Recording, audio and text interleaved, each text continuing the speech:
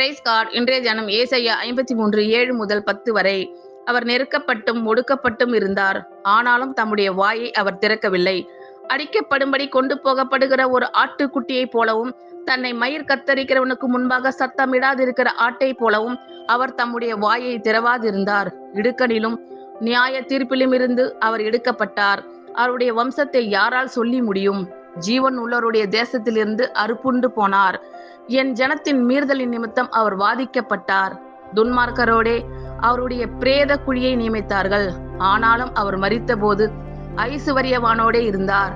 அவர் கொடுமை செய்யவில்லை, அவர் வாயில் வஞ்சனை இருந்ததும் இல்லை. கர்த்தரோ அவரை நொறுக்க சித்தமாக்கி அவரை பாடுகளுக்குட்படுத்தினார். அவருடைய ஆத்துமா தன்னை குற்ற நிவாரண பலியாக ஒப்பு கொடுக்கும் போது அவர் தமது சந்ததியை கண்டு நீடித்த நாளாய் இருப்பார். கர்த்தருக்கு சித்தமானது அவர் கையினால் வாய்க்கும். ஆமென். Thank you Lord.